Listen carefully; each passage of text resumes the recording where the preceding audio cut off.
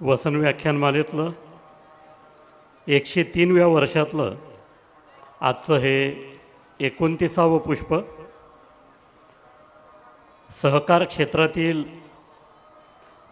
ज्येष्ठ कार्यकर्ते स्वर्गीय रमेश केंगे यांच्या स्मृतिप्रित्यर्थ आजचं व्याख्यान आयोजित करण्यात आलं आहे। धुळे येथील प्राध्यापिका सौ वैशाली पाटील या आजचं पुष्प या गुंफणार आहेत। व्यासपीठावर त्यांचं आगमन झालं आहे। आपण टाळ्यांच्या गजरात आजच्या पाहुण्यांचं स्वागत करूया। त्याचबरोबर स्वर्गीय रमेश केंगे यांचे सुपुत्र परीक्षित केंगे हे देखील व्यासपीठावर उपस्थित आहेत। सर्व पाहुण्यांचं तसेच आपल्या सर्व श्रोत्यांचं मी मनपूर्वक स्वागत करतो। हा कार्यक्रम यूट्यूबच्या माध्यमातून ऐकणाऱ्या आणि केबल टी व्हीच्या माध्यमातून या कार्यक्रमाचा आनंद घेणाऱ्या सर्व श्रोत्यांचंही मी मनपूर्वक स्वागत करतो।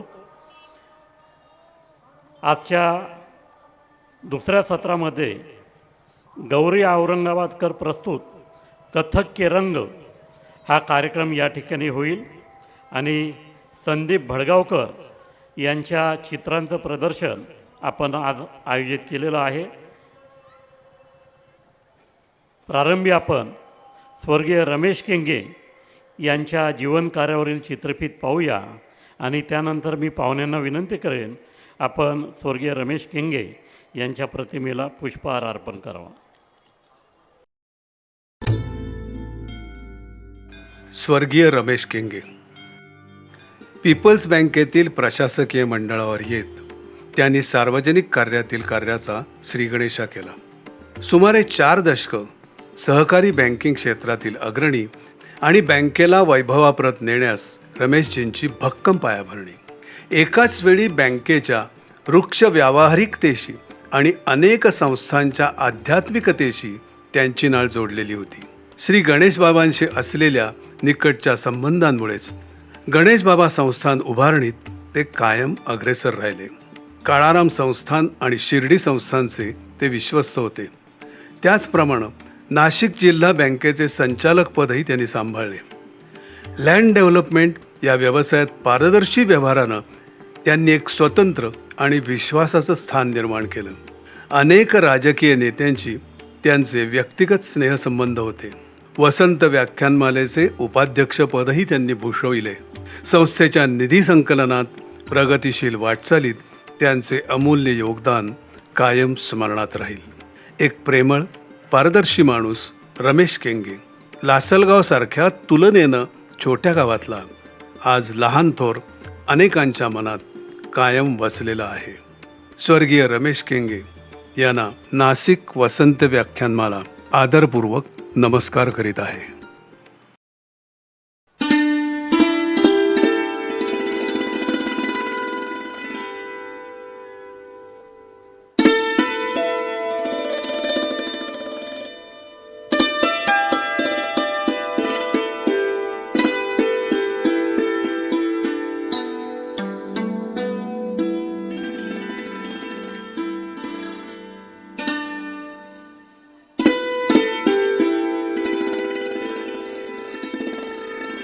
स्वर्गीय रमेश केंगे यांच्या पत्नी श्रीमती उषाताई केंगे यांचं नुकतंच म्हणजे 18 जानेवारीला दुःखद निधन झालं।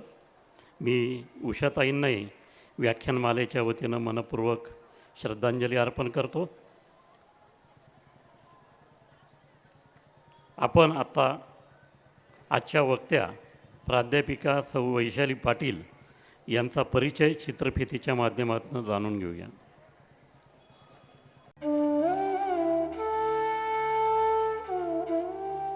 प्राध्यापिका वैशाली चंद्रशेखर पाटील कदम, मानसशास्त्रज्ञ, तत्वज्ञ आणि विद्यावर्धनी महाविद्यालय धुळे येथील प्राध्यापिका। खानदेशातील अमळनेर तालुक्यातील सावखेडा हे त्यांचं मूळ गाव। शिक्षणाचा वारसा मुळातच घरात भक्कम होता। वडील राहुरी कृषी विद्यापीठात कीटकशास्त्र विभागाचे विभाग प्रमुख होते।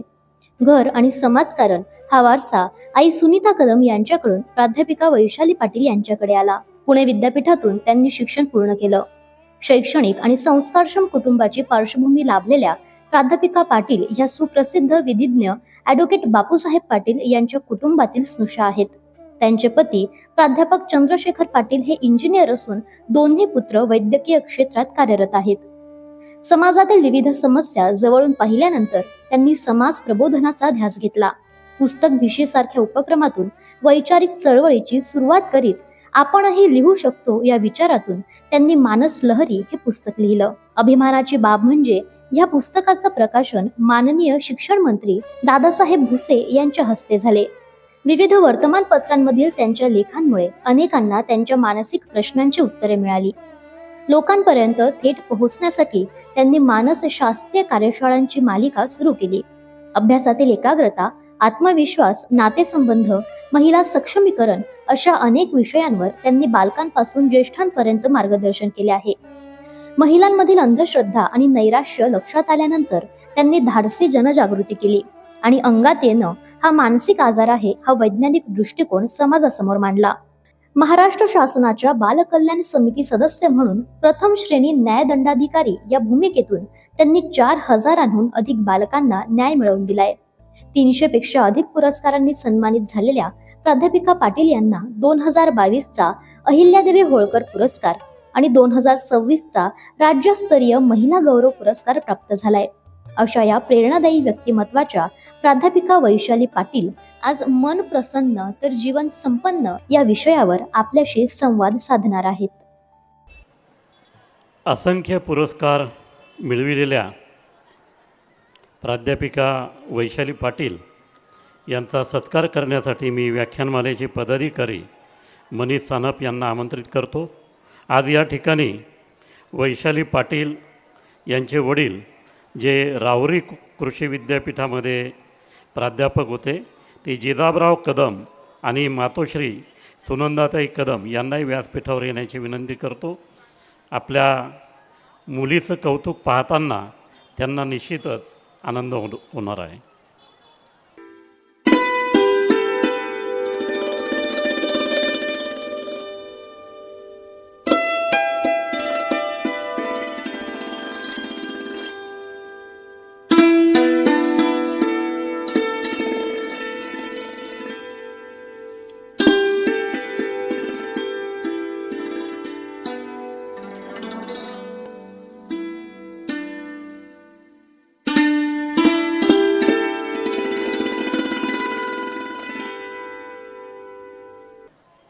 आमचे मित्र ॲडव्होकेट भानुदास शेवचे यांना विनंती करतो आपण आजचे व्याख्यानाचे देणगीदार परीक्षित केंगे यांचा सत्कार करावा.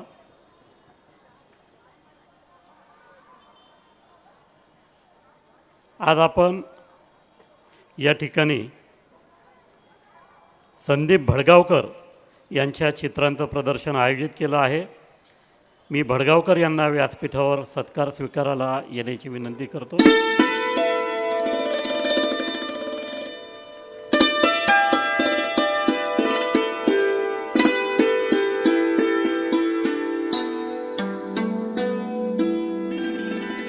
वैशालीताई पाटील यांना विनंती करतो चित्रकार संदीप भडगावकर यांचा आपण सत्कार करावा.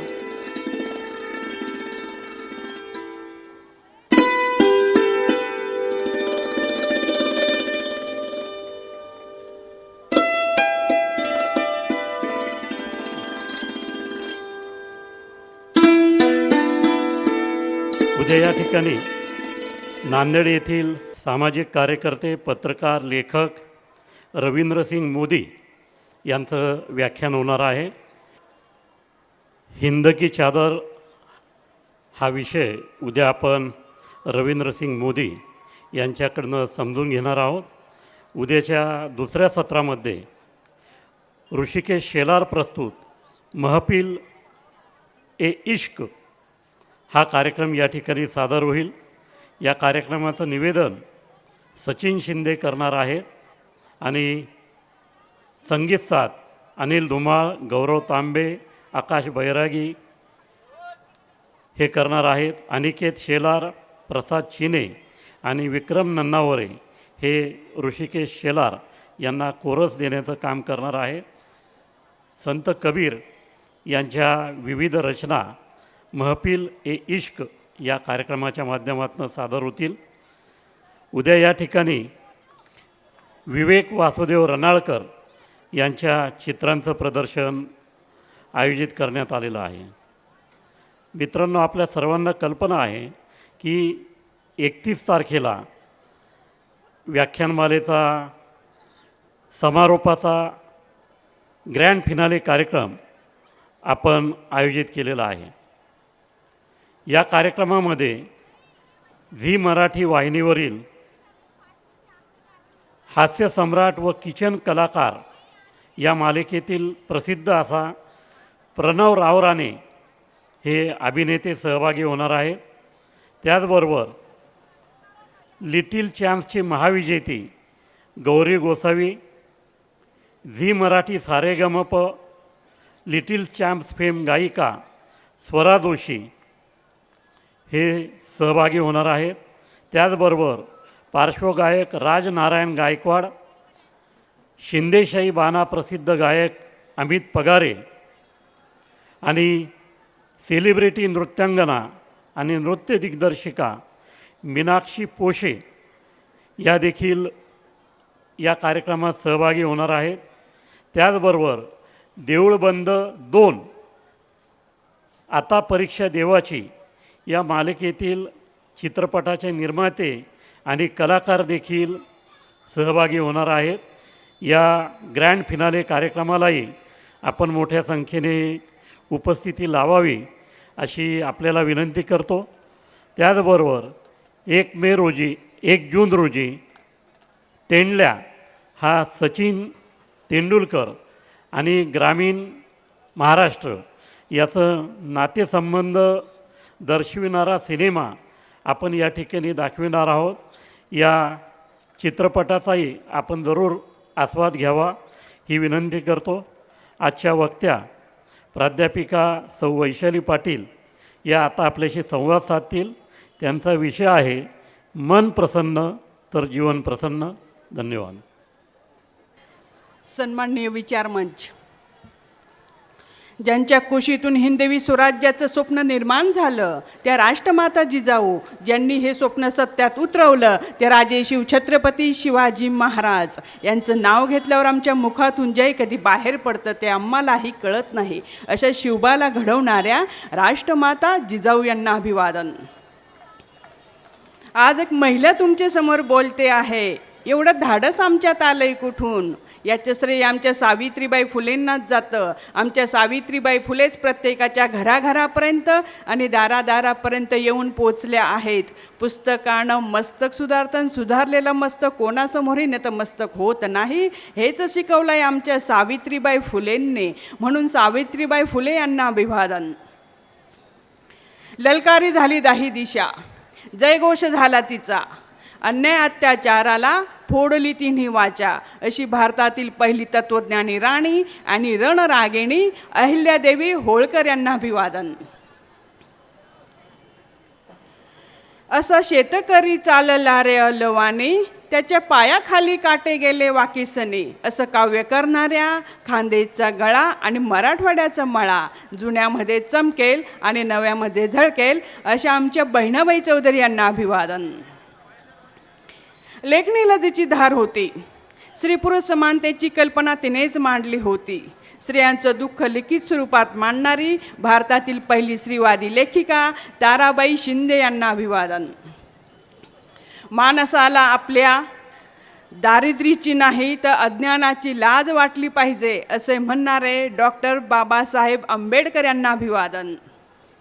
डॉक्टर बाबासाहेब आंबेडकर असं म्हणतात, इतिहास घडवणारी माणसं इतिहास विसरत नाही आणि इतिहास विसरणारी माणसं इतिहास घडवू शकत नाही. असाच ऐतिहासिक वारसा असलेली ही नाशिकची वसंत व्याख्यानमाला, जिने 103 वर्ष पूर्ण केले आहेत. या व्याख्यानमालेची सुरुवात न्यायमूर्ती रानडे यांनी केली. महात्मा गांधी, सरदार वल्लभभाई पटेल, सरोजिनी नायडू, विनोबा भावे असे अनेक दिग्गज या ठिकाणी येऊन गेले आणि त्यांनी आपल्या विचारांनी समाजाला दिशा दिली. अशा या ठिकाणी मला बोलण्याची संधी आणि आयोजकांनी बोलवलं, यासाठी मी सर्वात प्रथम वसंत व्याख्यानमालेचे अध्यक्ष आदरणीय श्रीकांत बेनी सरांचे, तसेच आदरणीय मनीष सानप सरांचे आणि आदरणीय आमच्या संगीता बापना मॅडमचे आणि सर्व पदाधिकाऱ्यांचे मनापासून धन्यवाद मानते. खरं तर या व्याख्यानमालेमध्ये मी पाहिलं 31 दिवसाची व्याख्यानमाला आहे आणि या 31 दिवसाच्या व्याख्यानमालेमध्ये जवळजवळ 29 पुरुष वक्ते होते आणि त्यात 2 महिला या स्त्री वक्त्या होत्या. मला एक गोष्ट आवर्जून इथे सांगावीशी वाटते. खरं तर आमच्या महिला भगिनी खूप बोलतात सर, इतक्या बोलतात. महिलेमध्ये मुळातच सृजनशीलता असते. एखाद्या घटनेकडे बघण्याचा तिचा दृष्टिकोन आणि पुरुषाचा दृष्टिकोन हा टोटल वेगळा असतो. समजा एखाद्या स्त्रीला तुम्ही स्त्री आणि पुरुषाची मी तुम्हाला दृष्टिकोन मी तुम्हाला सांगते की एखाद्या स्त्रीला तुम्ही विचारलं, मी माझ्या मैत्रिणीला समजा विचारलं की का गं तू लग्नाला गेली होतीस का, त्यावर आमच्या स्त्रिया इतक्या बोलतात काय, हो मी लग्नाला गेली होती, हो किंवा नाही मध्ये ते उत्तर देऊ शकतात, पण त्या तसं करत नाहीत. हो मी गेली होती, मी ही साडी नेसली, नवरदेव नवरीची एंट्री कशी झाली, तिथे गेल्यानंतर कोण कुणाकडे बघून हसत होतं, कोण नाक पिरळत होतं, लग्नामध्ये काय मेनू होता, असं सारं बोलतात आमच्या स्त्रिया. आणि हाच प्रश्न जर पुरुषाला विचारला तर तो म्हणतो चांगलं झालं लग्न. तिला अपेक्षित असतं की त्याने सुद्धा विस्तृत उत्तर द्यावं, कारण स्त्री ज्या विषयावर फोकस करते तो विषय ती डीपपर्यंत पोहोचते. याचं कारण असं आहे की स्त्रीला मुळातच नैसर्गिक देण आहे, ती एका जीवाला जन्म देऊ शकते.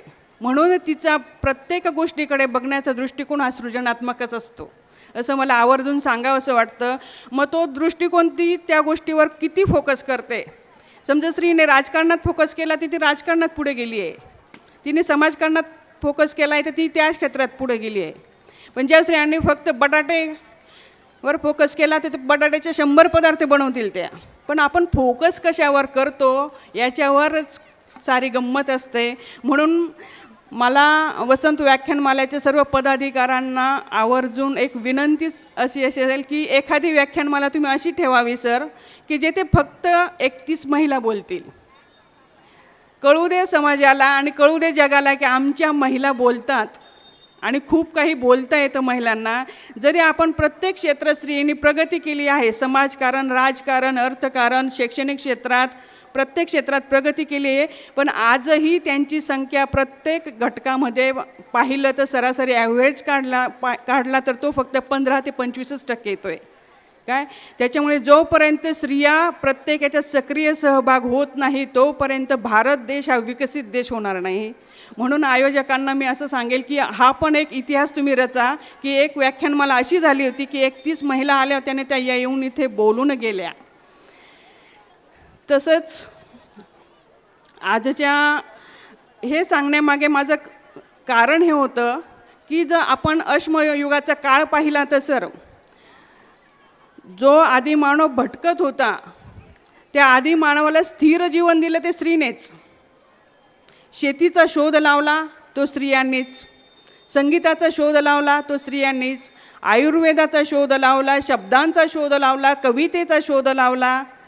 जे पेरतं ते उगवतं हे लक्षात आलं ते स्त्रीच्या, आणि भटकणाऱ्या आदी मानवाला स्थिर जीवन दिलं ते आमच्या स्त्रीनेच. म्हणून स्त्री ही निश्चितच भारताला एक दिवस विकसित देश बनवेल म्हणून हा विचार मंथन करायचं माझं नियोजन होतं.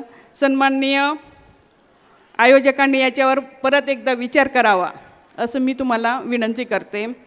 चला तर मग आज आपण आपल्या व्याख्यानाला सुरुवात करूया. हे व्याख्यान ज्यांच्या प्रीत्यर्थ संपन्न होत आहे ते आदरणीय रमेश केंगे सर यांना मी विनम्र अभिवादन करते आणि मी माझ्या व्याख्यानमालेला सुरुवात करते. तर कुसुम माग्रजांच्या या गावात वसंत व्याख्यानमालेचा 103 वर्षाचा दीप आजही प्रज्वलित आहे. 103 वर्षाचा दीप आजही प्रज्वलित आहे आणि तोच दीप प्रज्वलित ठेवण्यासाठी मी प्राध्यापक वैशाली पाटील मन प्रसन्न तर जीवन संपन्न हा विषय घेऊन तुमच्यासमोर उपस्थित आहे.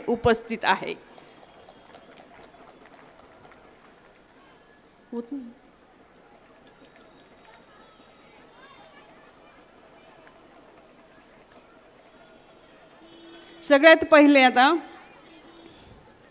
मन या विषयावर आपण बोलतो आहे. मन हा विषय मन या विषयावर आपण बोलतो आहे. तर सगळ्यात पहिले मन या संकल्पनेचा अभ्यास कुठे केला गेला? तर मन या संकल्पनेचा अभ्यास सगळ्यात पहिले मानसशास्त्र आणि तत्त्वज्ञान या विषयावर मन या संकल्पनेचा अभ्यास हा केला गेला. तर मानसशास्त्रात मनाचा अभ्यास हा पूर्ण वैज्ञानिक पद्धतीने केला आहे. तर तत्त्वज्ञानामध्ये मनाचा अभ्यास हा ध्यानधारणेने केला आहे. मानसशास्त्रामध्ये तत्त्वज्ञान आणि मानसशास्त्र याच्यामध्ये मनाचा अभ्यास करताना एक सामायिक गोष्ट आहे, ती म्हणजे मनाचं व्यवस्थापन कसं करायचं आणि मन कसं कार्य करतं. मग मानसशास्त्राची डौलदार इमारत ही वैज्ञानिक पायावर उभी केली. गॅलन नावाच्या मानसशास्त्रज्ञाने असं सांगितलं की मानवाचं मन हे मेंदूत असतं. नंतर सीटी स्कॅन याच्याने मानवी मनाचा सखोल अभ्यास केला आणि मानवशास्त्राची डौलदार इमारत ही वैज्ञानिक पायावर उभी राहिली. तर तत्त्वज्ञानामध्ये मनाचा अभ्यास हा ध्यानधारणा म्हणजे विचार थांबणे नव्हे, तर आपण आपल्या विचारांकडे तटस्थ होऊन बघणे की आपण कशा पद्धतीने विचार करतो. धारणा म्हणजे तो ग्रहण कसं करतो. या पद्धतीने तत्त्वज्ञान आणि मानसशास्त्रामध्ये मनाचा अभ्यास केला आहे आणि मनशांतीचे वेगवेगळे प्रयोग हे तत्त्वज्ञानाने सांगितलेले आहे. मन कसं काम करतं, बुद्धी कसं काम करते, या सगळ्या गोष्टींचा अभ्यास मानसशास्त्र आणि तत्त्वज्ञान या विषयात केला गेलेला आहे. तर सगळ्यात महत्त्वाची गोष्ट मनाचं कार्य कसं चालतं बघा. मनाचं कार्य हे मेंदूत चालतं. आपला हायपोथॅलमस, ॲमिगडाला, हिपोकॅम्पस हे कशा पद्धतीने कामं करतात आणि ते मनाचं कार्य हे कसं चालतं. ज्यावेळेस एखादा थॉट क्रिएट होतो आपला किंवा एखादी घटना आपल्या आयुष्यात घडली, समजा तुम्ही दैनंदिन रुटीनमध्ये कामाच्या ठिकाणी जातात, कामात तुमच्याकडनं काहीतरी चूक झाली आणि तुमचे बॉस तुमच्यावर ओरडतायत, त्यावेळेस ही सिस्टीम कशी काम करते. ज्यावेळेस तुमचे बॉस तुमच्यावर ओरडतात त्यावेळेस तुमचा ॲमिगडाला सक्रिय होतो. तो सांगतो अरे तुझं चुकलं आहे बरं का कामात काहीतरी, बॉस तुझ्यावर रागवत आहे. मग हायपोथॅलमस म्हणतात आता काय करायचं, रागवत आहे तर मी पण त्यांना प्रत्युत्तर देऊ का. त्याच्यावर ॲमिगडाला आणि हायपोथॅलमस याच्यात कम्युनिकेशन होतं आणि तो मेसेज जातो प्रीफ्रंटल कॉर्टेक्सकडे. प्रीफ्रंटल कॉर्टेक्स त्यांना मेसेज देतो, तो बॉस आहे, ती तुझी नोकरी आहे, तू त्याला उत्तर देऊ शकत नाही. आणि प्रीफ्रंटल कॉर्टेक्स निर्णय घेत असतो. म्हणजे मनातील सगळे निर्णय हे सगळे ब्रेनमध्ये चालतात, लिम्बिक सिस्टीममध्ये चालतात. लिम्बिक सिस्टीम याच्यामध्ये हायपोथॅलमस, ॲमिगडाला आणि हिपोकॅम्पस जो आहे, मानव हा भावनाशील प्राणी आहे असं म्हटलं जातं. कारण मानवाचा भावनिक मेंदू हा 30 कोटी वर्षापूर्वीचा आहे आणि प्रीफ्रंटल कॉर्टेक्स जो तार्किक मेंदू आहे तो फक्त 20,000 वर्षापूर्वीचा आहे. म्हणजे माणसाला कधीही कोणती घटना घडली तर तो इमोशनल लेव्हललाच विचार करेल. एखाद्या कार्यक्रमाची तुम्हाला पत्रिका मिळाली नाही तर तुम्ही 0 मिनिटात भावनिक लेव्हलला जाऊनच विचार करतात की मला मुद्दाम पत्रिका दिली नसेल. मग त्याच्यानंतर प्रीफ्रंटल कॉर्टेक्स तुमचा जितका सक्रिय असतो तितका तुम्ही तार्किक विचार करतात. आणि याचाच हीच गोष्ट आहे की भावना या भडकवल्या जातात आणि लोकही भडकतात. बरेच प्रसंग आपण म्हणतो की जे घडतात आपल्या भारतामध्ये, दंगल घडते, हे घडते, ते घडते, त्याच्यामागे काय कारण आहे. सगळे वेल एज्युकेटेड आहे तरी अशा घटना का घडतात. काय महिला अत्याचाराच्या घटना का घडतात. तर याच्यामध्ये इमोशनल मेंदू हा 30 कोटी वर्षाचा आहे आणि जो तार्किक मेंदू आहे त्याचं वय हे फक्त 20,000 वर्षाचं आहे. म्हणजे 29 कोटीची तफावत आहे. सगळ्या व्यक्तींना प्रीफ्रंटल कॉर्टेक्स आणि तार्किक मेंदूने विचार करायचं वय हे अजून खूप वर्षांनी वाढेल. त्यामुळे कोणतीही व्यक्ती ही इमोशनल लेवलला जाऊनच प्रथम विचार करते, हे मला इथे तुम्हाला सांगायचं आहे. आता मानसशास्त्रामध्ये डॉक्टर सिगमंड फ्रायड यांनी मनाची संकल्पना मांडली आहे. त्यांनी काय म्हटले, मन हे हिमनगासारखं असतं. म्हणजे काय, जो व्यक्ती आपल्याला वागताना बोलताना समोर दिसतो त्याला फक्त आपण 30 ते 40% ओळखत असतो. 60% भाग आपण लोकांना ओळखत नसतो. आणि हेच त्यांनी सांगितलं आहे की कॉन्शियस, सबकॉन्शियस आणि अनकॉन्शियस माइंड हे कशा पद्धतीने काम करतं. आता सिगमंड फ्रायड यांनी सांगितलं आहे की मन हे 3 स्तरावर काम करतं. मनाचे 3 भाग असतात, आयडी, इगो आणि सुपर इगो, ज्याला आदिम मन, वास्तव मन आणि सुपर इगो, नैतिक मन असं म्हटलं जातं. समजा तुम्ही एखाद्या लग्नात गेले, तुम्हाला गोड खावंसं वाटतं, त्यावेळेस तुमचं आदिम मन काय सांगतं, चल चल पटकन गोड खाऊन घे. त्यावेळेस तुमचं नैतिक मन जे सुपर इगो असतो तो सांगतो नको खाऊस, डायबिटीज आहे. आणि आदिम मन आणि नैतिक मन यांना बॅलेन्स करतो तो इगो. इगोचा अर्थ असा नाही आहे तुम्ही जो घेतात तो नाही आहे. इगो म्हणजे ते मानसशास्त्रामध्ये त्याला वास्तववादी मन म्हटलं आहे. माणूस हा वास्तव परिस्थितीत राहूनच विचार हा करत असतो. दोघांना बॅलेन्स करायचं काम हा इगो करत असतो. आता बघा, मानवाचा मेंदू हा उजवा आणि डावा यात असतो. उजवा मेंदू काय काम करतो आणि डावा मेंदू काय काम करतो. समाजातील जितके डॉक्टर्स, वकील, इंजिनियर, जो बुद्धिजीवी वर्ग आहे तो डाव्या मेंदूचा वापर करतो. आणि उजव्या मेंदूचा वापर कोण करतं, आपले दैनंदिन जी कामं आहेत ते आपण उजव्या मेंदूने करतो. आणि उजव्या मेंदूमध्ये सृजनशीलता असते, कल्पकता असते. समाजातील जितकेही शास्त्रज्ञांनी शोध लावले आहेत त्यांनी उजव्या मेंदूचा वापर केला आहे. जितकेही राजकीय नेते आहेत ते उजव्या मेंदूचा वापर करतात. जितकेही कलाकार आहेत, चित्रकार आहेत, सिने कलाकार आहेत, ते सगळ्या उजवा मेंदूचा वापर करतात. म्हणून मानसशास्त्रीय दृष्ट्या असं म्हटलं जातं की उजवा मेंदूचा वापर करणारे लोक हे उजवे असतात.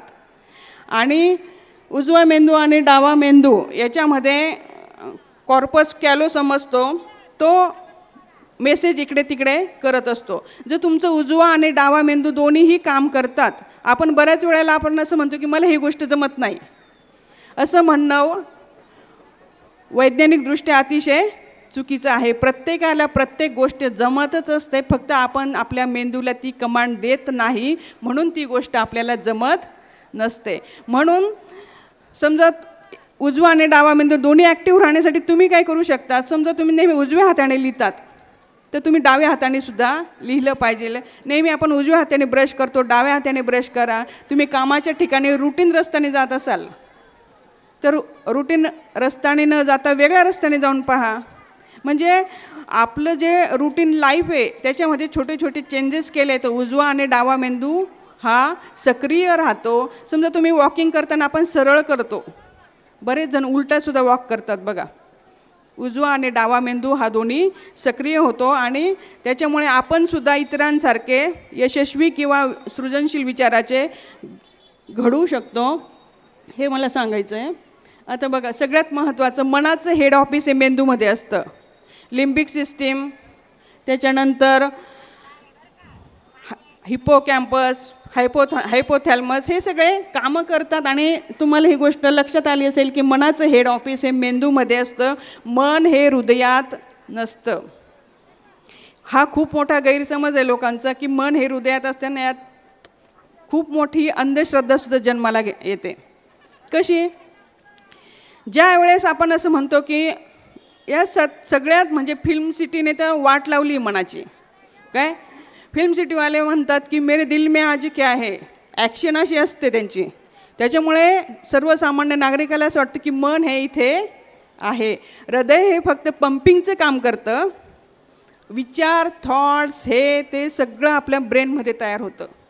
समजा एखादी हुशार मुलगी आहे, माझ्याकडे आली, ती विद्यापीठात पहिली आली, मी तिला अभिनंदन केलं आणि अभिनंदन करताना मी तिला म्हटलं की तू खूप हुशार आहेस. बोलताना तर मी चांगलं बोलते, पण ॲक्शन तू खूप स्क्रूड आहे का. बरोबर. माणूस शब्दांकडे लक्ष देत नाही, तो कृतीकडे लक्ष देतो. कृती ही माणसाच्या लक्षात राहते आणि हेच कारण आहे की बऱ्याच लोकांना वाटते की मन हे हृदयात आहे. मन हे फक्त हृदयाला फक्त भावना कळतात म्हणून ते पंपिंगचं काम करतं आणि याच्यातून खूप मोठी अंधश्रद्धा ही निर्माण होते. कारण मन वेगळं सांगतो, मेंदू वेगळं सांगतो, आपला प्रीफ्रंटल कॉर्टेक्स वेगळा सांगतो आणि याच्यातच सगळी गंमत असते. आता बघा अंधश्रद्धा ही कशी वाढते. मी सांगते वेगळं आहे, करते वेगळं आहे. बरोबर. आणि मग बऱ्याच जणांना कळत नाही की ज्यावेळेस तुमच्या आयुष्यात प्रॉब्लेम्स येतात, तुमचं मन वेगळं सांगतं, बुद्धी वेगळं सांगते आणि तुमच्या इमोशन्स वेगळ्या पद्धतीने काम करत असतात. या तिघी गोष्टी एका याच्यात काम करत नाही. म्हणून बऱ्याच वेळा म्हटलं जातं बोले तैसा चाले त्याची वंदावी पाऊले. बरोबर. तुम्ही जे बोलतात तेच वागलं पाहिजे, मनात एक आणि होठात पण एक असं म्हटलं जातं आणि त्याच पद्धतीने जर वागलो तर बरं आहे, नाही तर बरेच प्रॉब्लेम्स आयुष्यामध्ये क्रिएट होतात. मन हे हृदयात असतं आणि मग त्याच्यामुळे काय होतं, प्रॉब्लेम्स कुठे आहेत, मेंदूमध्ये आहेत. आणि मग आपण डॉक्टरकडे जातो आणि डॉक्टरांना सांगतो की माझं हृदयात खूप दुखतं, मला हृदयाचा त्रास होत आहे. काही काहींचं तर पोटात दुखतं, काही काही म्हणतात पायानं मुंग्या येतात. डॉक्टरकडे जातो, डॉक्टराला काही कळत नाही, मग तो म्हणतो करा टेस्ट. देतो तो टेस्ट, 4-5 पद्धतीच्या टेस्ट देतो आणि त्यावेळेस त्याला असं वाटतं की रिपोर्ट तर सगळे नील आहेत, मग प्रॉब्लेम कुठे आहे. मग त्यावेळेस माणूस अलौकिक काहीतरी कारणं शोधतो आणि लोक अंधश्रद्धेला बळी पडतात.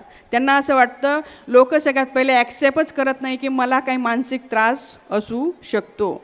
जसं शरीर आजारी पडतं तसं मनसुद्धा आजारी पडतं. म्हणजे मी डिप्रेशनमध्ये आहे म्हणून थॉट्स इथे क्रिएट होतात. शरीर हे फक्त काम करतं. पण याच्यातूनच वेगवेगळ्या अंधश्रद्धा ह्या जन्माला येतात. कारण समस्या कळत नाही, त्याचं कारण कळत नाही, त्याचं निदान कुठं करायला जायचं कळत नाही आणि म्हणून अनेक जण भोंदूबाबांकडे जातात आणि वेगवेगळ्या समस्या ह्या ओढून घेतल्या जातात. भोंदूबाबांकडे जाणाऱ्यांची संख्या किती आहे तुम्ही रोज बघतात, वेगवेगळे प्रकरणं आपण पाहतो. त्याचं कारण हेच आहे, ज्यावेळेस समस्या निर्माण होतात त्यावेळेस ते मेंटली असतात आणि त्याचं सोल्युशन आपण भोंदूबाबांकडे शोधत असतो. आणि ही अंधश्रद्धा आहे, खूप मोठी अंधश्रद्धा आहे. पण लोक ही पटकन ॲक्सेप्ट करत नाही की मला काही मानसिक आजार आहे, मग ते सोल्युशन काढायला इकडे तिकडे जातात. याच्यातून खूप मोठा दुष्परिणाम आपल्याला समाजामध्ये पाहायला भेटतं आहे आणि याच्यामुळे वेगवेगळे मानसिक आजार देखील लागतात.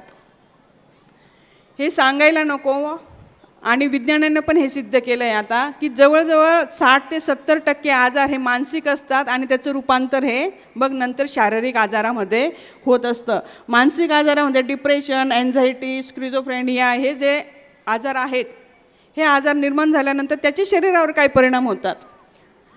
याच्याने हृदय विकार होतो, पचनसंस्था, झोप नीट न येणे, असे अनेक दुष्परिणाम हे याच्यामुळेच होतात. हे फक्त थॉट्समुळे होतं, हे मला आवर्जून तुम्हाला सांगायचं आहे. आता हे सगळं थांबवण्यासाठी आपण सगळ्यात पहिले काय केलं पाहिजे, मन प्रसन्न ठेवण्यासाठी काय केलं पाहिजे. सगळा खेळ हा मनावर आहे. मांडलं तर सुख, नाहीतर दुःख असतं. काय आपण जीवनाकडे कसं पाहतो याच्यातच सारी गंमत दडलेली आहे. आता बघा, जीवन जगताना आपल्याला 2च शक्ती असतात, एक सकारात्मक असते आणि एक नकारात्मक असते. तुम्ही जे सेंटरला आहात, तुमच्या आयुष्यात एखादी समस्या निर्माण झाली आणि तुम्ही जर विचार केला की मी ह्या समस्येतून सुटूच शकत नाही, तर तुम्ही खरंच सुटू शकत नाही. आणि तुम्ही जर विचार केला की यस मी सुटू शकतो, मी कुठल्याही परिस्थितीत यात बदल करू शकतो, तर तुम्ही सुटतात. कारण जगातील ग्रॅव्हिटी ती काम करते. ज्यावेळेस तुम्ही म्हणतात मी समस्या सोडू शकतो, त्यावेळेस जगातील सगळे सकारात्मक लोक तुम्हाला भेटत जातात. आणि ज्यावेळेस तुम्ही म्हणतात की नाही मी सुटू शकत नाही, तर जगातील सगळे निगेटिव्ह पर्सन तुम्हाला भेटत जातात आणि परिस्थिती अशी होते की तुम्हीच तुमच्या आयुष्याचे शिल्पकार आहात. तुम्ही जसे विचार करता तसेच तुमच्या आयुष्यामध्ये घडत असतं आणि तीच शक्ती, ब्रह्मांडातील शक्ती, हे तुमचा आवाज ऐकते आणि त्याच पद्धतीचे व्हायब्रेशन्स तयार होतात, जे शिवानी दिदी आपल्याला नेहमी व्याख्यानांमध्ये सांगतात. त्याचं कारण हे आहे, चांगले विचार करा, चांगले लोक भेटतील, आयुष्यात तुम्ही यशस्वी होतात. याचं चांगलं उदाहरण द्यायचं म्हटलं तर युवराज सिंगचं देता येईल आपल्याला. युवराज सिंगला कॅन्सर झाला. त्याचं पुस्तक किंवा आत्मचरित्र वाचलं तर आपल्या लक्षात येतं. युवराज सिंग सांगतो की माझी विल पॉवर चांगली होती म्हणून मी कॅन्सरसारख्या आजारावर मात केली आणि त्याच्यानंतर अनेक आंतरराष्ट्रीय खेळ देखील तो खेळला. कुठली शक्ती काम करते? ही पॉझिटिव्ह एनर्जी ही काम करत असते. आणि हे सगळं करत असताना आत्मविश्वास तुमचा प्रगल्भ पाहिजे. कसा पाहिजे आत्मविश्वास? की मला हे करायचंच आहे. याचं एक उदाहरण द्यायचं म्हटलं तर मी असं देईल की शहाजी राजे, नंतर जिजाऊ, शिवाजी, बालशिवबा हे सगळे कर्नाटकात होते. स्वराज्याची ठिणगी पेटली आणि शहाजी राजांनी ठरवलं की आता राष्ट्रमाता जिजाऊ, बालशिवबा हे पुण्याला जातील आणि पुण्याचं सगळं महाराष्ट्र सांभाळतील आणि शहाजी राजे हे कर्नाटक सांभाळतील आणि स्वराज्याची निर्मिती आपल्याला करायची आहे. सगळं ठरलं. बालशिवबा हे आणि राष्ट्रमाता जिजाऊ हे पुण्याकडे यायला निघाल्या. तर आत्मविश्वास कसा काम करतो ते मी तुम्हाला सांगते आहे. शहाजी राजांनी बालशिवबाला एक राजमुद्रा दिली आणि राजमुद्रा दिल्यानंतर त्याच्यात काय लिहिलं होतं? प्रतिपच्च चंद्रलेखेव वर्धुष्णो विश्ववंदिता शासुनो शिवसस्यय मुद्रा भद्राय राजते. काय सांगतायत शहाजी महाराज आपल्या बालशिवबाला नाही, राष्ट्रमाता जिजाऊंना? शिवबा, प्रतिपदेचा चंद्र जसा कलेने वाढत जातो तसं तुमचं स्वराज्य देखील वाढत जाईल. त्यांनी असं नाही सांगितलं की तू ते करू शकत नाही. आत्मविश्वास, हा आत्मविश्वास इतका प्रगल्भ होता की शिवाजी महाराजांनी शून्यातून स्वराज्य निर्माण केलं. हे आपल्याला माहिती आहे. आत्मविश्वास असा पाहिजे की हे मी करू शकतो आणि त्यांनी ते करून दाखवलं.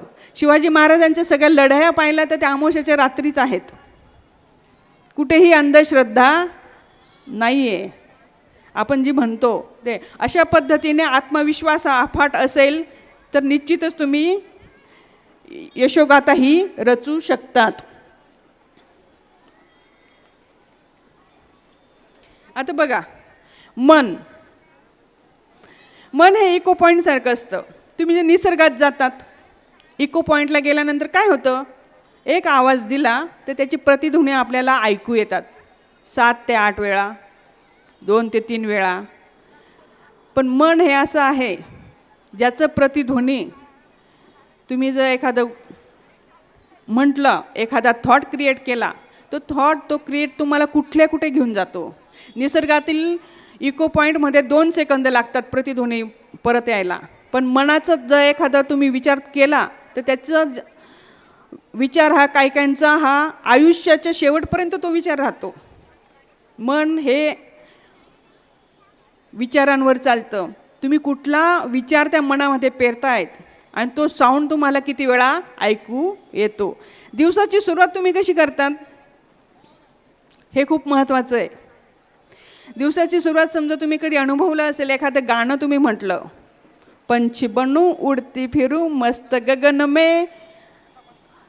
सायकोलॉजी असं सांगते की ज्या वेळेस आपण एखादं गाणं स्वतः म्हणतो, बरेच बाथरूम सिंगर असतात बघा, त्यावेळेस आपण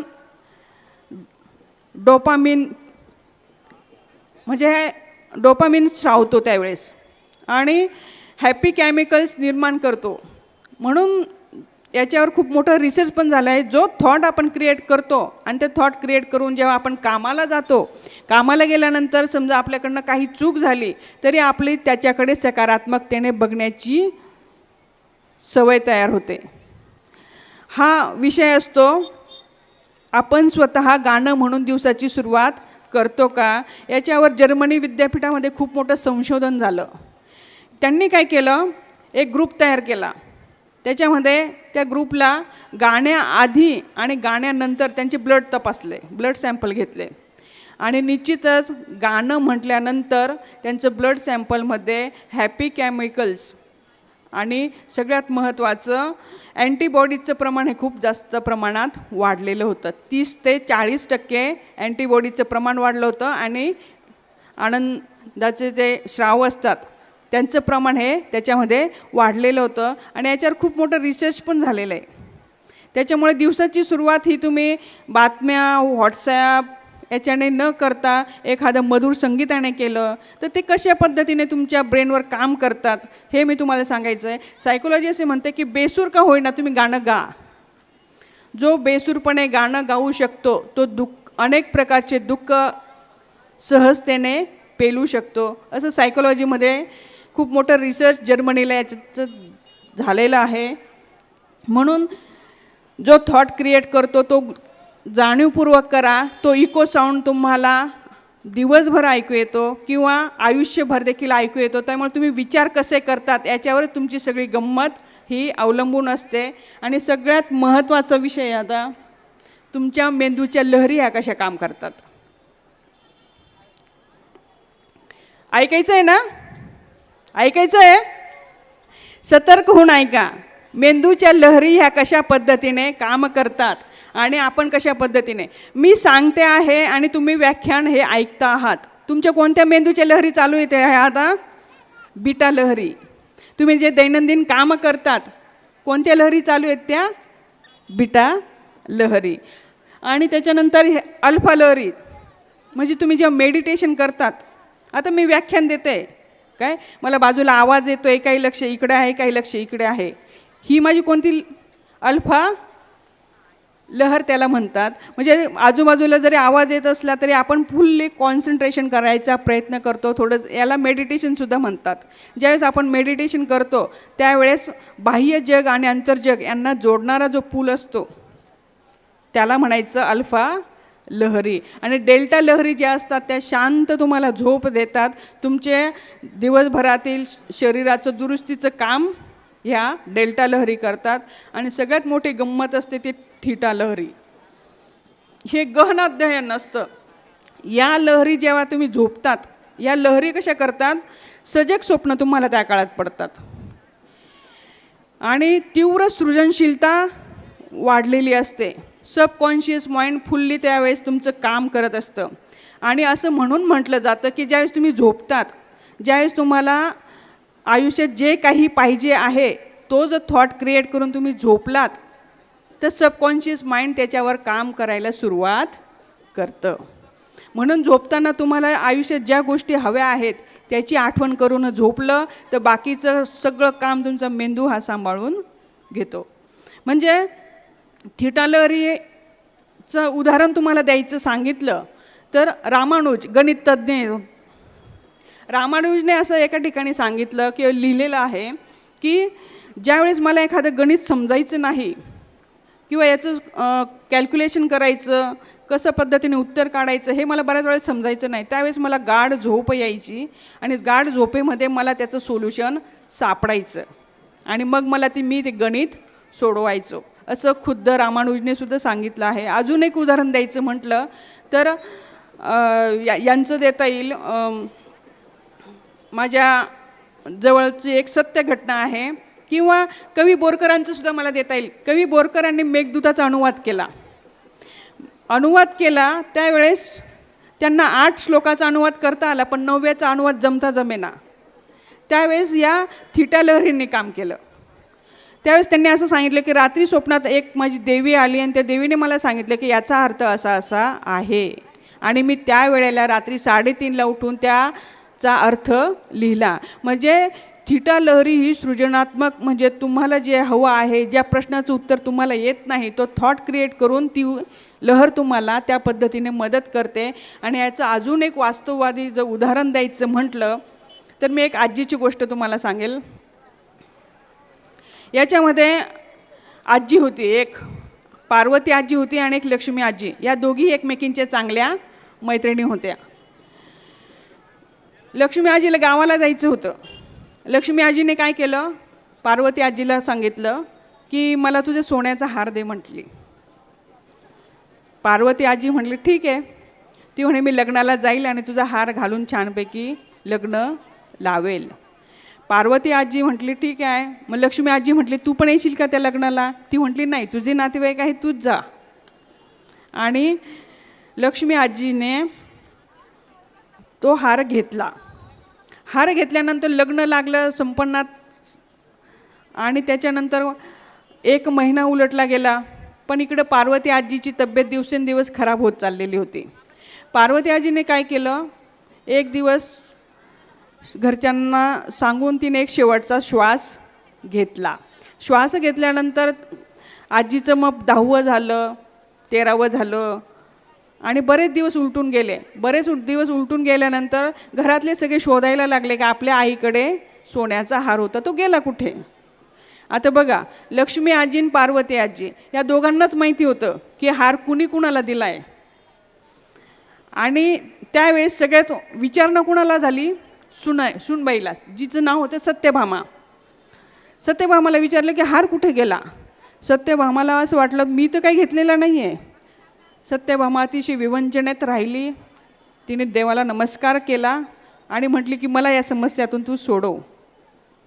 आणि म्हणजे सबकॉन्शियस माइंडला तिने सूचना दिली की मला या समस्यातून तू सोडव. आणि सत्यभामा झोपली. तिच्या स्वप्नामध्ये पार्वती आजी आली. म्हणे हार हार काय करी राहिनी, ती लक्ष्मी बायजांना जोडे देले. आणि लक्ष्मी बायजाकडे हार आहे हे सत्यभामाला त्यावेळेस कळालं. दुसऱ्या दिवशी सकाळ होऊन तयार होऊन सत्यभामा अतिशय आनंदाने गेली आणि डायरेक्ट लक्ष्मी बायजाला म्हणाले की बाबा माझ्या सासूबाईंनी तुला हार दिला होता, तो हार दे म्हटली. आणि लक्ष्मी बायजा ही तितकीच चांगली होती. ती म्हणाली मी देणार होते पण तुमच्या घरात ते वारलं आणि मला ते काही संयुक्तिक वाटलं नाही म्हणून मी हार दिला नाही. आता ही गोष्ट आहे ती सत्यभामा ही माझी आजी आहे, जी आजीने मला ही गोष्ट सांगितली. आणि पार्वती जी आजी आहे ती माझ्या वडिलांची आजी आहे. ही गोष्ट आम्ही लहानपणी ज्यावेळेस लाईट जायचं टेरेसवर आमच्या गावाकडे बसायचो त्यावेळेस माझी आजी मला ही गोष्ट सांगायची की माझं असं असं झालेलं होतं. आणि आजीने ही गोष्ट सांगितली त्यावेळेस मला असं वाटलं की विज्ञान इतकं पुढं गेलं ही आजी काहीही सांगते काय. पण जशी जशी मी मोठी होत गेले आणि जसं जसं मी पुस्तकं वाचत गेले, ज्यावेळेस रामानुज वाचला, कवी बोरकर वाचलं, त्यांनी काय लिहिलं ते वाचलं, मानसशास्त्र शिकले, त्यावेळेस माझा या गोष्टीवर विश्वास बसला की असं होऊ शकतं. या थीटा लहरी या पद्धतीने काम करू शकतात. आणि सगळ्यात महत्त्वाची लहर आहे ती गामा लहर. गामा लहर ही काय आहे, एकदम ध्यानस्थ समाधीची अवस्था, दिव्यदृष्टी या त्याने येते. आणि थीटा लहर आणि गामा लहर जर एकत्र आली तर त्याला म्हणतात क्वांटम एंटेंगल, विज्ञानाच्या भाषेत असं म्हणतात. आणि ह्या दिव्यदृष्टीने अनेक पद्धतीचे शोध लावलेत जे आपण वाचतो काय. शंकराचार्यांनी ना जेव्हा दिव्यदृष्टी प्राप्त झाली तेव्हा शंकराचार्य काय म्हणतात, ब्रह्मसत्य जगत मिथ्या जीव ब्रह्मेव नापार. म्हणजे ब्रह्म आणि जीव हे सत्य आहे, प्रत्येकामध्ये चेतना आहे. आणि जग मिथ्या आहे म्हणजे जग खोटं नाही आहे, जग हे बदलणारं आहे. हे शंकराचार्यांनी 5000 वर्षापूर्वी सांगितलं. आणि आता जग किती बदलतं आहे आणि अजून पुढे पुढे काय होईल. इतकं तंत्रज्ञान सुधारलं आहे की आम्हाला रिमोटवर सगळं चालतं, बटन दाबलं की वेगवेगळे चॅनल पाहायला मिळतात. तंत्रज्ञान कुठल्या कुठे जात आहे हे शंकराचार्यांनी 5000 वर्षापूर्वीच सांगून ठेवलेलं आहे. योगदर्शन पतंजली मुनींचं जे योगा तुम्ही करतात हे देखील 5000 वर्षापूर्वी त्यांनी लिहिलेलं आहे. मग कुठली दृष्टी होती तेव्हा कुठं विज्ञान होतं. ही दिव्यदृष्टी थीटा लहरी आणि गामा लहरी एकत्र आल्यानंतर जे काही ब्रह्मांडाचं साक्षात्कार त्यांना झाला आणि त्यांनी ते लिहून काढलं.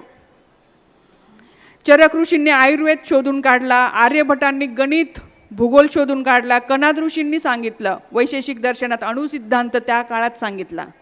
दिव्यदृष्टी काय कामं करते. आणि या सगळ्यानंतर विज्ञान प्रगत झालं. विज्ञानाने यांचं हे खरंच बोलतायत का, अणू असतो का, मग अणूने विज्ञानाने सिद्ध केलं की अणूमध्ये इलेक्ट्रॉन, न्यूट्रॉन आणि प्रोटॉन हे असतात. हे अलीकडचं संशोधन आहे. म्हणजे दिव्यदृष्टी काय करू शकते, तुमची मनाची शक्ती, विल पॉवर ही काय करू शकते. अच्युत गोडबोले यांनी त्यांच्या मनात या पुस्तकात असं लिहिलं आहे की आपल्या ब्रेनमध्ये इतकी ताकद असते की ब्रेनच्या पेशी जर एकमेकांच्या समोर जोडल्या तर आपण पूर्ण पृथ्वीला चक्कर मारू शकतो. एवढी ताकद तुमच्या मेंदूमध्ये आहे. फक्त तुम्ही त्या मेंदूला काम देत नाही म्हणून बऱ्याच गोष्टी आपल्याला जमत नाही. आणि आयुष्य जगताना सगळ्या गोष्टी आहेत. आता रामायण, महाभारत, बरेच जण म्हणतात हे खोटं आहे, काही म्हणतात खरं आहे. आपण त्या वादात पडायचंच नाही आहे. तुम्हाला काय वाचता येईल ते तेवढं तुम्ही बघितलं पाहिजे. रामायण आपल्याला आदर्शवाद शिकवतो, महाभारत हा व्यवहारवाद शिकवतो. हे कलियुग आहे. नुसतं आदर्शवादी राहूनही चालणार नाही आहे आणि नुसतं व्यवहारवादी राहूनही चालणार नाही आहे. दोघांचं सुवर्ण मध्य तुम्हाला गाठता आला पाहिजे, हे मला तुम्हाला सांगायचं आहे. आणि त्याच्यानंतर लिओनार्डो हा चित्रकार होऊन गेला, ज्यांनी मोनालिसीचं चित्र काढलेलं आहे बघा. आता ते चित्र त्यांनी 500 वर्षापूर्वी काढलं, पण ते चित्र काढल्यानंतर त्यांचे चित्र जे आज आपण पाहिले तर आपल्याला एकदम भव्यदिव्य अनुभव येतील. त्यांनी त्या काळामध्ये माणसाचं हृदय कसं असतं ते हृदयाचं चित्र काढलं आहे. माणसाची ब्रेनची सिस्टीम कशी काम करते त्याचं चित्र काढलं आहे. विमानाचा शोध लागला नव्हता तरी त्याने विमानाचं चित्र काढलं आहे, रणगाड्याचं चित्र काढलं आहे. मग हे सगळं कशामुळे शक्य आहे, काय? याला म्हणायचं अध्यात्म, दिव्यदृष्टी. थीटा आणि गामा लहरी एकत्र येऊन काय करू शकतात हे त्यांनी इथं सांगितलेलं आहे. आता सगळ्यात महत्त्वाचं, आनंद कसा निर्माण करायचा, हॅप्पी थॉट्स कसे निर्माण करायचे. तर शंकराचार्यांनी असं सांगितलं आहे की अंतर्बाह्य विश्वापासून तुम्हाला अलिप्त राहता आला पाहिजे, म्हणजे स्थितप्रज्ञ जीवन हे जगता आलं पाहिजे. प्रसन्न व्यक्ती हा असा असतो, तो जिथं जातो तिथं तो वातावरण प्रसन्न करून टाकतो. म्हणजे तुम्ही एखाद्या झोपडीत गेलात तरी तिथे प्रसन्न वाटतं. का वाटतं? कारण त्या महिलेने मनापासून ते सारलेलं असतं, स्वच्छ असतं आणि तिची जे थॉट्स असतात ते हॅपी असतात. त्याच्यामुळे आपल्याला तिथं गेल्यानंतर प्रसन्न वाटत असतं. सगळ्यात महत्त्वाचं, प्रसन्न राहण्याचं आणि आनंदी जीवन जगण्याचं काही कारण असेल तर सगळ्यात पहिली परिस्थिती स्वीकारा. आहे ती परिस्थिती आपल्याला स्वीकारता आली पाहिजे.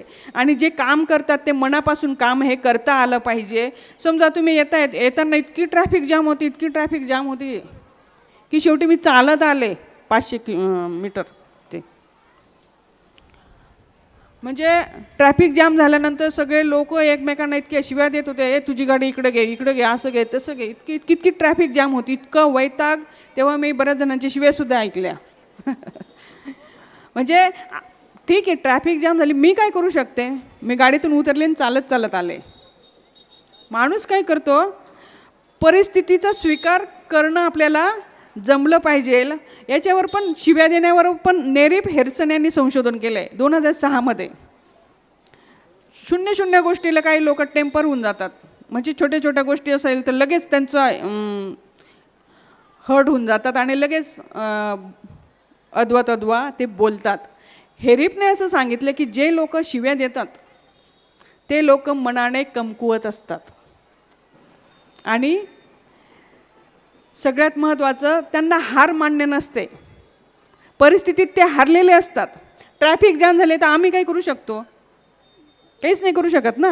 लोक रस्त्याला पण शिव्या देतात, मग महानगरपालिका येते काय, पाऊस आला तर पावसाला शिव्या देतात, बस लेट आली तर बसला शिव्या देतात. काय करू शकतो आपण या सगळ्या परिस्थितीत? भांडणं झाल्यानंतर तर माणसं देतातच एकमेकांना. शिव्या देणं म्हणजे कमकुवत मनाचं लक्षण आहे. तुम्ही ती परिस्थिती स्वीकारत नाही आहे आणि शिव्या दिल्यामुळे आपली इमेज तर डाऊन होतेच, पण समोरच्याचाही आपल्याकडे बघण्याचा दृष्टिकोन हा बदलतो. म्हणून सगळ्यात पहिले परिस्थिती स्वीकारली तर निश्चितच माणूस आनंदाने जीवन जगू शकतो. याच्यावर रिसर्च झालेला आहे कॅलिफोर्नियामध्ये.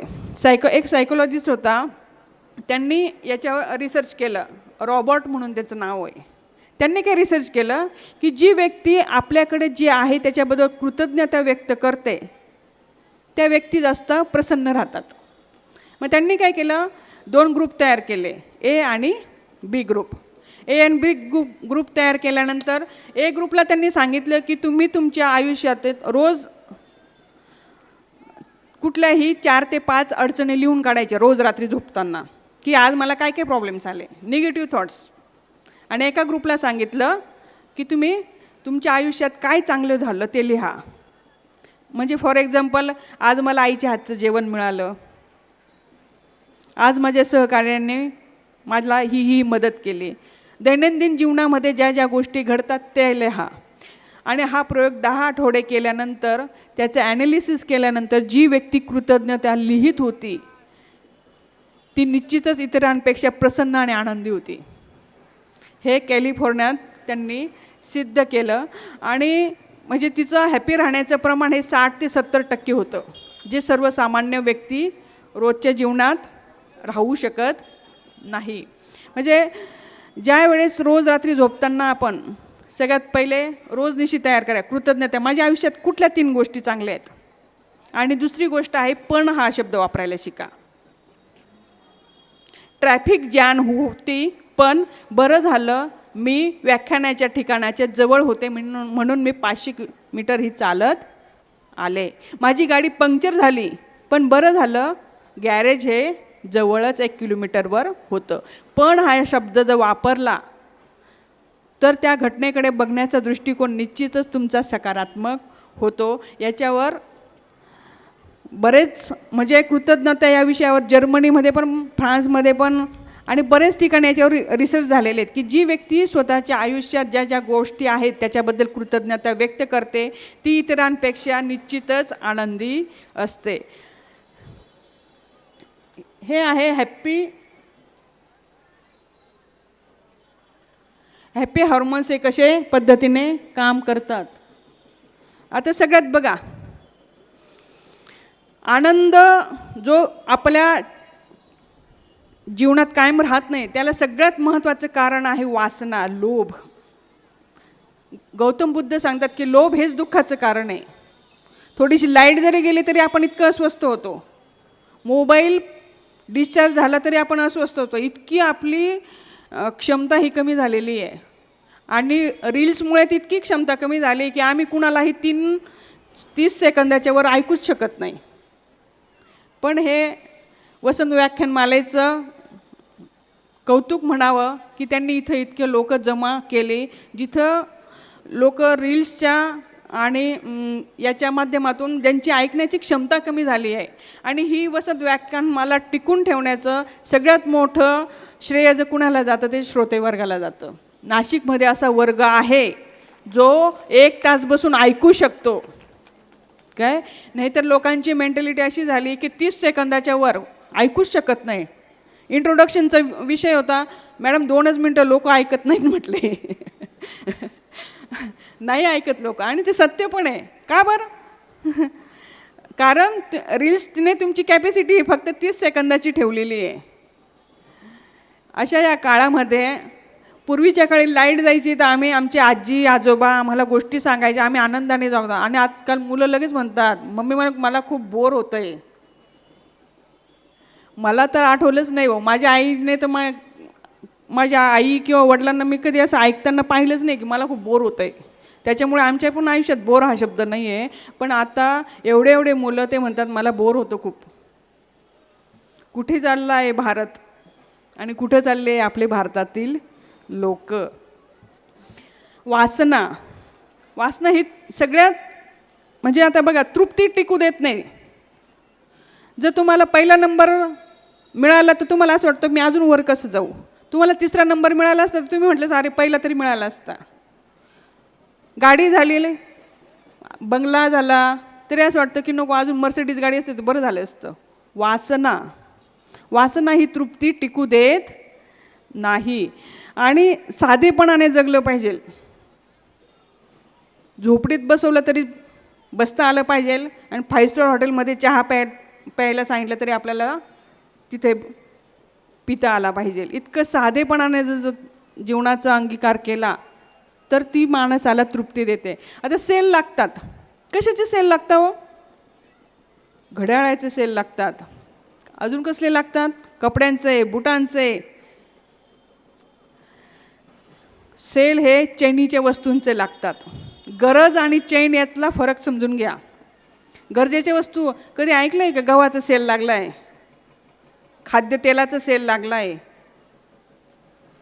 डाळींचा सेल लागला आहे, नाही, अशांचं सेल लागत नाही. कारण काय? ते खाल्ल्यानंतर माणूस तृप्त राहतो. हे मार्केटला चांगलं माहीत आहे. तृप्ती कुठं होत नाही आमची. समजा तुम्हाला तहान लागली, काय करतात तुम्ही? तहान लागल्यानंतर जी व्यक्ती कोल्ड्रिंक पिते ती सारखी सारखी कोल्ड्रिंकच पित राहते. आणि जी व्यक्ती पाणी पिते, जी जीवनावश्यक गोष्ट आहे, जी गरजेची गोष्ट आहे, पाणी ही तुमची तृप्ती करतो. कितीही कोल्ड्रिंक प्या, शेवटी तुम्हाला पाणी हे प्यावंच लागतं. गरज आणि चैन यातील फरक तुम्ही समजून घ्या. चैन ही तुमची वासना किंवा लोभ हा दिवसेंदिवस वाढवते आणि मनाची तृप्ती टिकू देत नाही आणि तुमचं मनही प्रसन्न ठेवत नाही. म्हणून वासना ही तुम्हाला आवरता आली पाहिजे. गौतम बुद्ध सांगतात, लोभ हेच दुःखाचं कारण आहे. त्याला हेच कारण आहे. आणि आता आयुष्य जगताना बघा, आयुष्य जगताना आपल्याला कशा प्रकारचे लोक मिळतात? सत्व रज तम गुण हे तर आयुर्वेदाने सांगितलेलेच आहे. पण मानसशास्त्र काय सांगतं की जीवन जगताना तुम्हाला या 3 पद्धतीचे लोक मिळतात. एक आहे विसोरोटोनिन. हे अगदी खातेपिते घरचे लोक असतात, खाऊन पिऊन मजेशीर राहतात आणि यांचे सगळ्यांशी संबंध चांगले असतात. सगळ्यांशी मिळून मिसळून राहतात, कुणालाही दुखवत नाही. कुणी चांगलं म्हटलं तर आनंद आहे, वाईट म्हटलं तर तो तुझ्याजवळच राहते. त्यांचा इतरांवर कुठलाही परिणाम होत नाही आणि आनंदाने जगतात तर जगतात. आणि जर समस्या आलीच त्यांच्यासमोर तर याला बोलो, त्याला बोलो, त्याला बोलो आणि समस्या ही मिटवायची. स्वतः काहीही करत नाही. ते फक्त सांगतात मी काय करू आता, समस्या आली तर मग याला फोन लाव, त्याला फोन लाव, आणि ती समस्या मिटते देखील. कारण का? त्यांच्यात एक पॉझिटिव्ह गुण असतो, त्यांचे सगळ्यांशी संबंध हे चांगले असतात. ते लोकांसाठी उभे राहतात म्हणून लोकही त्यांच्यासाठी उभे राहतात. दुसरे आहेत सोमॅटोटॉनिक. हे एकदम शक्तिवर्धक असतात. हे लोक खेळाडू जे असतात किंवा धाडसी असतात हे खूप. आणि नेतृत्व गुण करतात, त्यांना स्पर्धा आवडते. आणि तिसरे आहेत सेरेब्रोटोनिक. हे नाजूक असतात, मध्यम बांध्याचे असतात, बुद्धिमान असतात. पटकन आपल्याला काय येते ते दुसऱ्याला ते सांगत नाहीत. हे सांगायचं उद्देश शेल्डन या मानसशास्त्रज्ञाने हे सगळं सांगून ठेवलं. हे 3 प्रकारचे लोक असतात. त्यांच्या कोशिका कशा असतात हे तुम्ही बघू शकतात. कारण का? कारण आपण जीवनात ज्यावेळेस जगतो त्यावेळेस तुम्ही जर विसोरोटोनिन आणि सेरेब्रोटोनिक या लोकांना एकत्र पाहू नाही शकत. आपण कुणाजवळ काय बोललं पाहिजे हे आपल्याला समजलं पाहिजे. कुणाला कशात रस आहे. ज्यावेळेस तुम्ही बुद्धिमान व्यक्तीजवळ जातात त्यावेळेस तुम्ही त्याच पद्धतीची चर्चा केली पाहिजे. विसोरोटोनिन असतात ते हसी मजाक करणारे लोक असतात, त्यांच्याजवळ तुम्ही त्या पद्धतीने गप्पा मारल्या पाहिजे. सोमॅटोटोनिक हे. आणि ज्यावेळेस लग्न जुळवतात, 36 गुण आता कुठले जुळवतात मला नाही माहिती, पण मानसशास्त्र काय सांगतं, 36 गुण जुळवायचे असेल तर या पद्धतीने जुळवा. म्हणजे विसोरोटोनिन आणि सोमॅटोटोनिक यांचं लग्न यशस्वी पद्धतीने संपन्न होऊ शकतं. पण विसोरोटोनिक आणि सेरेब्रोटोनिकचं जर तुम्ही लग्न लावलं तर आयुष्यभर खटके उडतात. सोमॅटोटोनिक आणि सेरेब्रोटोनिकचं चांगल्या पद्धतीने पटू शकतं. हे सांगायचा उद्देश हा आहे, आयुष्य जगताना वेगवेगळ्या प्रकारचे लोक आपल्याला भेटतात. आपण त्यांच्याशी कसं वागलं पाहिजे, काय बोललं पाहिजे, आणि ते जे बोलतात त्यांचा इफेक्ट हा आपल्या मनावर निश्चितच होत असतो. आणि ते बोलल्यानंतर मनावर इफेक्ट होतो. मग तो किती गोष्ट मनाला लावून घ्यायची हे आपल्या हातात आहे. एखाद्याने एखादी गोष्ट बोलली तर तिचा आपण किती गांभीर्याने विचार करायचं हे सर्वस्वी आपल्या हातात असतं. म्हणून हे सगळं समजून घेणं फार महत्त्वाचं आहे. आता बघा, मनाला माणूस बदलू शकतो का? मनाला बदलण्याचे 4 मार्ग सांगितलेत: विचार, कल्पकता, भावना आणि स्मृती. माझ्याकडे बरेच जण असे येतात की ते म्हणतात मॅडम माझ्या मिस्टरांचा स्वभाव ना इतका कडक आहे, काय सांगू तुम्हाला. ते बदलणारच नाही. माझ्याकडे तर मोस्टली बरेच लोक असेच विचारायला येतात की मॅडम स्वभाव बदलतो का हो. त्याचं उत्तर हो आहे, पण अथक प्रयत्नांनी बदलतो.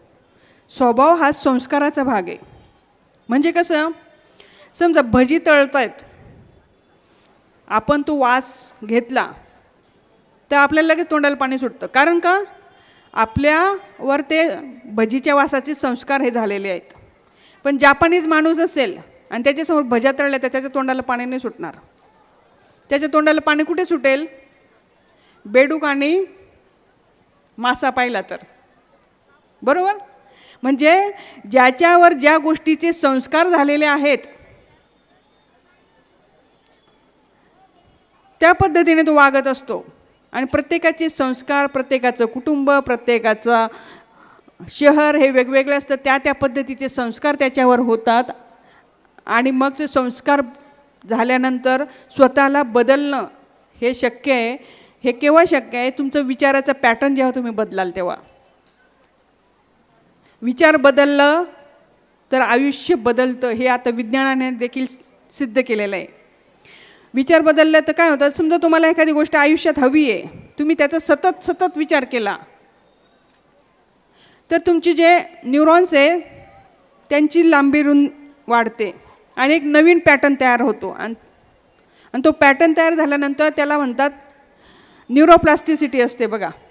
न्यूरोप्लास्टिसिटीमध्ये एखादा विचार जर आपण सतत मनामध्ये केला तर तुमचा ब्रेन हा त्या पद्धतीने काम करतो आणि तुमचे विचार हे बदलू शकतात.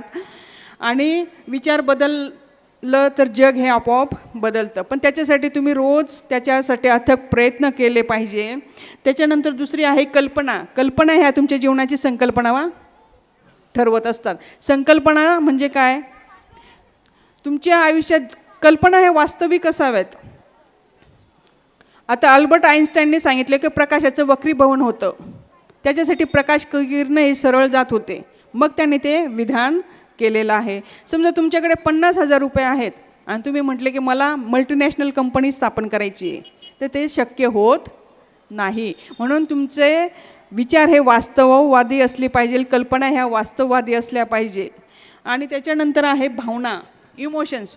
वेळोवेळी तुम्ही इमोशन्स हे व्यक्त केले पाहिजे. रोज जे होतं ते, स्वयंपाक चांगला झाला तर म्हणा यस स्वयंपाक चांगला झाला, काम चांगलं झालं तर म्हणा काम चांगलं झालं. एखाद्याशी वाद झाला तरी तो वाद तुम्हाला त्याच दिवशी त्याच ठिकाणी सौम्य शब्दात मांडता आला पाहिजे.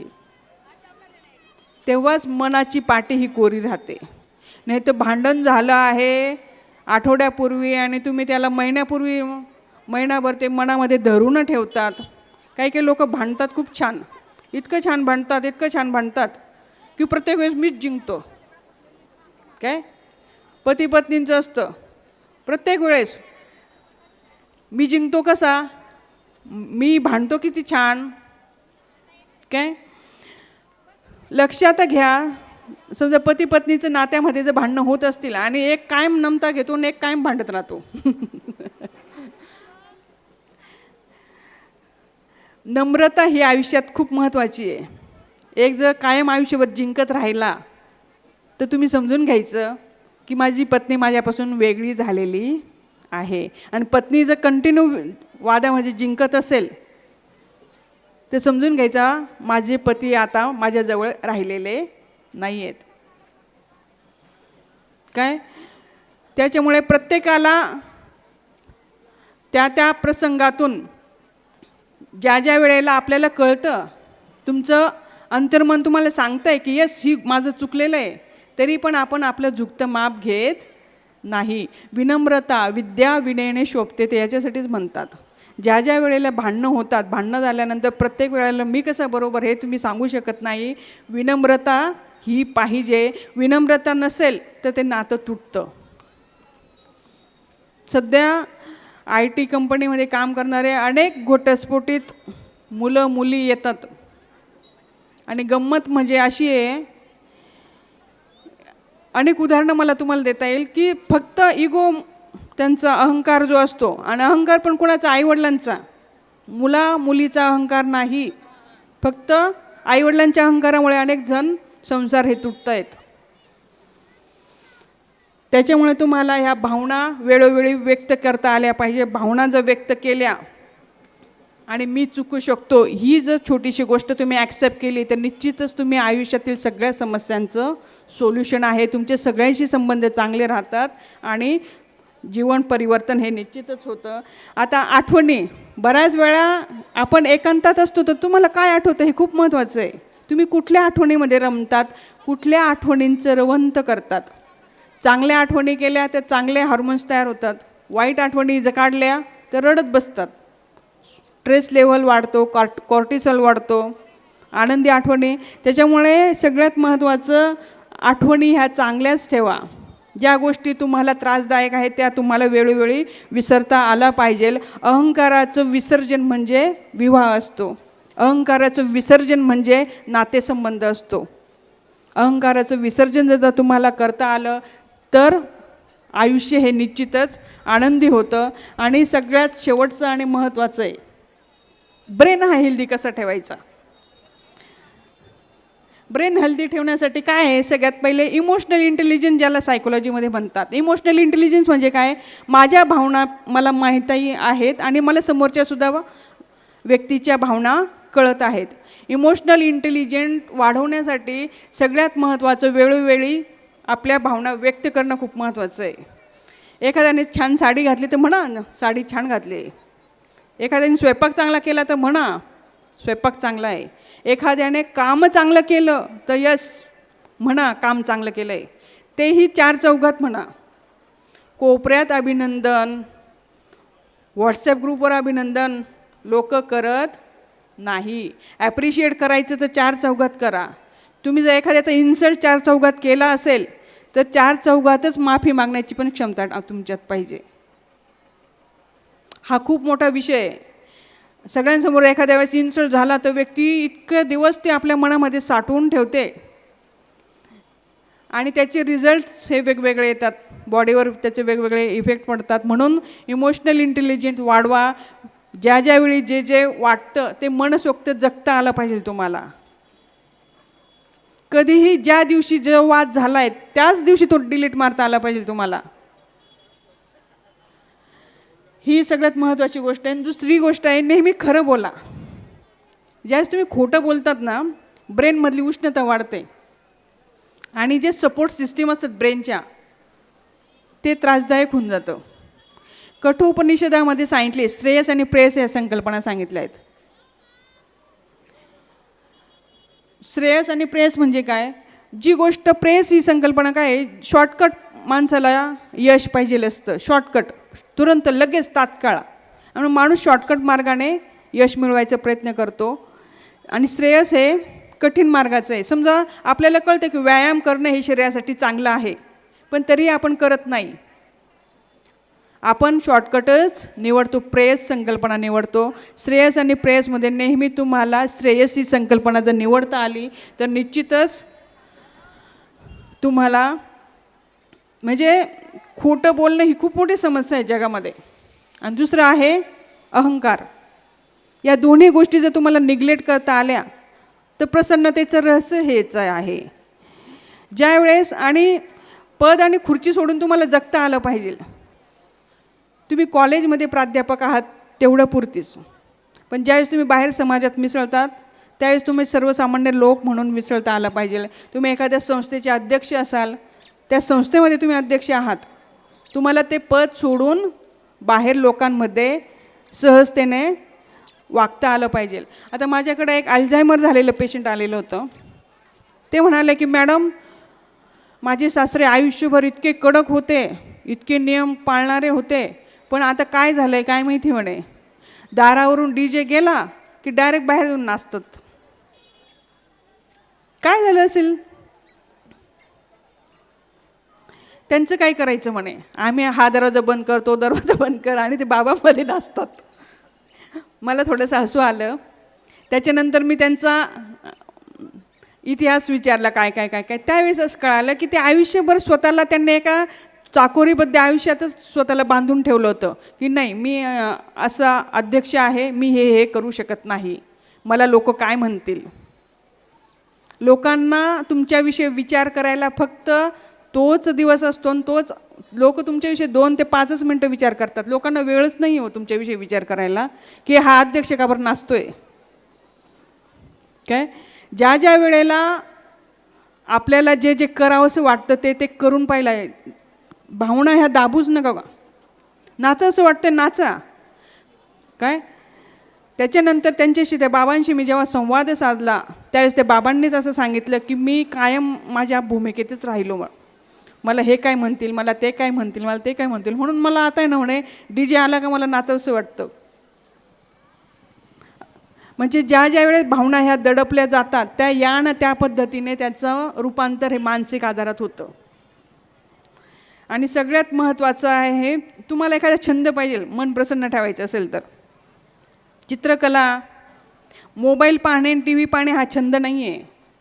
ज्याच्यामध्ये क्रिएटिव्हिटी आहे अशाच पद्धतीने तुम्हाला जगता आलं पाहिजे. आणि सगळ्यात महत्त्वाचं आयुष्य जगताना आपण जरी हे सगळं आपल्याला कळतं पण वळत नाही. आयुष्यात ताणतणावाला सामोरं हे जावंच लागतं. त्यावेळेस ज्यावेळेस स्ट्रेस येतो त्यावेळेस सगळ्यात महत्त्वाचं लक्षात ठेवायचं आपली निर्मिती ही पंचमहाभूतांपासून झालेली आहे. पृथ्वी, अग्नी, वायू आणि तेज. जसं बाळ हे रडायला लागतं त्यावेळेस आपण काय करतो, बाळाला आईच्या कुशीत देतो आणि बाळ त्या मिनिटाला शांत होतं. तसे आपली निर्मिती ही पंचमहाभूतांपासून झालेली आहे. त्याच्यामुळे ज्यावेळेस तुम्हाला स्ट्रेस येतो त्यावेळेस एक तर पाण्याच्या संपर्कात राहा, समुद्राच्या पाण्याचा आवाज ऐका, स्वच्छ हवेत बसा. या सगळ्या गोष्टी आहेत. आणि आयुष्य जगण्यासाठी 2च गोष्टी हव्या असतात. एक अपमान आणि दुःख विसरून जाणारी कमकुवत स्मरणशक्ती आणि दुसरी गोष्ट आहे ती चांगलं आरोग्य. म्हणूनच तुकाराम महाराज असं म्हणतात, तुका म्हणे उगी राहा, जे जे होई ते ते पहा. आपण परिस्थिती आपल्या हातात नाही आहे त्याच्यामुळे आपण फक्त ते बघू शकतो आणि आपण काय करू शकतो तेवढंच आपण करू शकतो. लोकांनाही बदलायच्या भानगडीत पडू नका. बरेच वेळा आपण एकदा दोनदा समोरच्याला समजून सांगायचं आणि त्याला ते समजतच नसेल तर त्याला नियती शिकवते. तुम्ही स्वतः त्याला बदलायच्या भानगडीत पडूच नका. पाऊस पडल्यानंतर तुम्ही काय करतात, तुम्ही पावसाला थोडं थांबवतात, तुम्ही छत्री घेऊन बाहेर पडतात. त्या पद्धतीने हे सगळ्यात मोठा प्रश्न असतो की याला मी कसा बदलू, हे मी कसं करू, तो तसाच राहणार आहे. लोकांना बदलायच्या भानगडीत पडायचंच नाही आहे. आपण स्वतःच बदलायचं आहे आणि आपणच आपलं आयुष्य हे आनंदी करायचं आहे. म्हणून स्वामी हे म्हणतात की मन करा रे प्रसन्न, सर्व सिद्धीचे कारण. ज्यावेळेस तुमचं मन प्रसन्न राहील त्यावेळेस ब्रह्मांडातील शक्ती ही तुमचा आवाज ऐकते आणि तुमच्या सगळ्या सकारात्मक वेव्ज ह्या तुमच्यापर्यंत येतात आणि निश्चितच तुमचं आयुष्य हे आनंदी जातं. एवढं बोलून मी थांबते. धन्यवाद. मला आयोजकांनी बोलवलं आणि इथे बोलण्याची संधी दिली त्याच्यासाठी पुनश्च एकदा धन्यवाद. जय हिंद.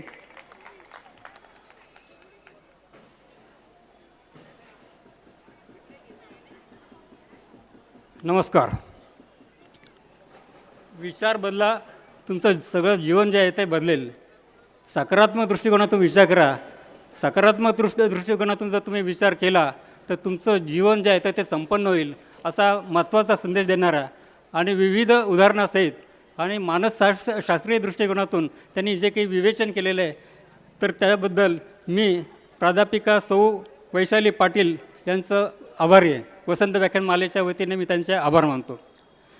तसेच आता औरंगाबादकर प्रस्तुत कथक के रंग हा कार्यक्रम होणार आहे. त्यांनासुद्धा मी त्यांचे आभार मानतो वसंत व्याख्यानमालेच्या वतीने आणि त्यांना इथे मी आमंत्रित करतो.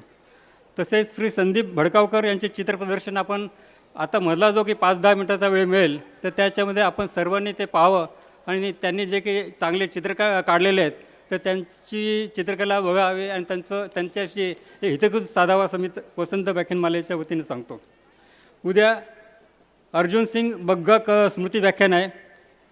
नांदेडचे रवींद्रसिंग मोदी इथे येणार आहेत. त्यांचा जो विषय आहे तो हिंद की चादर. श्री गुरु तेग बहादर साहेबजी 350व्या शहीदी समागम वर्षानिमित्त हे व्याख्यान आयोजित करण्यात आलेलं आहे. तसंच उद्या ऋषिकेश शेलार प्रस्तुत महफिल ए इश्क हा संगीताचा गायनाचा कार्यक्रम होणार आहे आणि कला निकेतन महाविद्यालय नाशिक यांचे चित्रप्रदर्शन उद्या होणार आहे. तर आपण या सर्व कार्यक्रमाला उपस्थित राहावं असं मी वसंत व्याख्यानमालेच्या वतीने आवाहन करतो आणि आपण इतक्या मोठ्या संख्येने इथे उपस्थित झालात तर त्याबद्दल मी वसंत व्याख्यानमालेच्या वतीने आपले आभार मानतो आणि पुढच्या कार्यक्रमासाठी सर्वांनी इथे थांबावं अशी आपणास विनंती करतो.